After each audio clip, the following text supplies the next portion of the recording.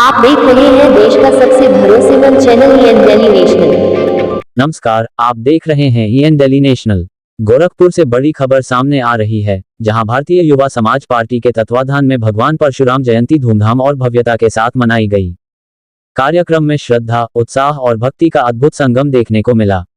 पूरे आयोजन स्थल पर जय परशुराम के गगनभेदी नारे, वैदिक मंत्रोच्चार और श्रद्धालुओं की भारी भीड़ ने माहौल को पूरी तरह भक्तिमय बना दिया। इस खास मौके पर युवाओं का जोश और समाज की एकजुटता कार्यक्रम का मुख्य आकर्षण रही। कार्यक्रम में पूर्व विधायक विनय शंकर तिवारी मुख्य अतिथि के रूप में शामिल हुए।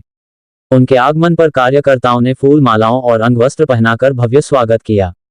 अपने संबोधन में उन्होंने कहा कि भगवान परशुराम साहस, धर्म और न्याय के प्रतीक हैं और उनके आदर्श आज भी समाज को सही दिशा देने का कार्य करते हैं।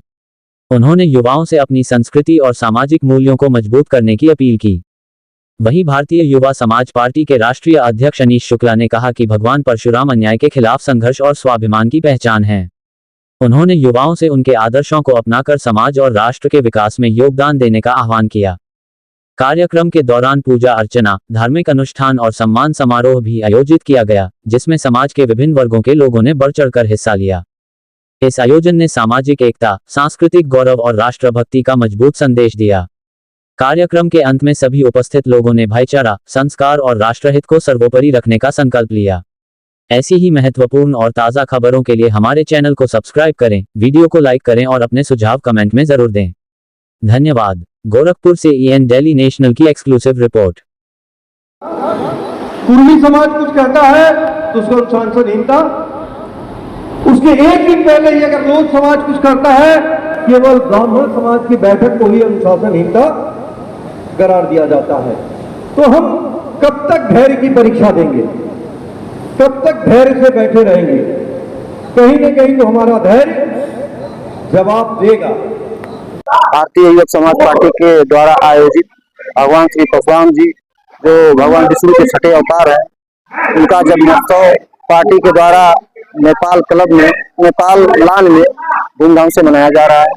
और यह संदेश दिया जा रहा है कि जो समाज में आपसी भाईचारा बनी रहे, लोगों में एक जो धारणा है कि भगवान परशुराम के कई लोगों के हैं, तो उसको तोड़ने का भी प्रयास करें लोग, और अपने मन से यह धारणा निकाल दें कि जो लोग मन में रखते हैं कि जो है कई समाज के भगवान परशुराम जी है, तो भगवान परशुराम जी सब समाज के हैं। और इसी को एक गोष्ठी के द्वारा हम लोग बताने का कार्य करेंगे। और जिसके मुख्य अतिथि आज सिल्ली पार्क के पूर्व विधायक माननीय विनय शंकर तिवारी जी हैं। ब्राह्मण समाज हमेशा सबको साथ लेकर के चला है और साथ लेकर के चलने में ही विश्वास रखता है। और हम लोग यह चाहते हैं कि जो है दिन प्रतिदिन जो अन्य पार्टियां जातियों में भेद करने का कार्य कर रही है, वह समानता इसमें आवे और भाईचारा बनी रहे। अनीश शुक्ला, भारतीय समाज पार्टी राष्ट्रीय। मेन उद्देश्य भगवान परशुराम की जयंती मनाने का है और भगवान परशुराम ने पूरे विश्व की भगवान परशुराम विष्णु के छठे अवतार है और उन्होंने पूरे समाज को संदेश दिया कि अत्याचार को कभी भी बर्दाश्त नहीं किया जा सकता है। और उन्होंने इसीलिए हर्षा लेकर के अत्याचारियों का वध किया और समाज में एकता और भाईचारे का उन्होंने संदेश दिया और सर्व समाज को ले चलने का सब रास्ता बताया। और ये नहीं है किसी को ब्राह्मणों के लिए कि उन्हें अगर आज ब्राह्मणों के करते तो सारी पृथ्वी ब्राह्मणों की होती। ना ब्राह्मण कभी भी किसी पैसे का ना भूखा रहा, न कभी किसी भी चीज का भूखा रहा। ब्राह्मण हमेशा सदैव विश्व कल्याण की बात करता है और आज हमेशा करता रहेगा। ब्राह्मण कभी भी भेदभाव नहीं रखा। और अम्बेडकर जी भी हुए तो अम्बेडकर जी को भी शिक्षा दिलाने का काम ब्राह्मण परिवार ने किया और ब्राह्मण परिवार ने छुआछूत को मिटाने का काम किया।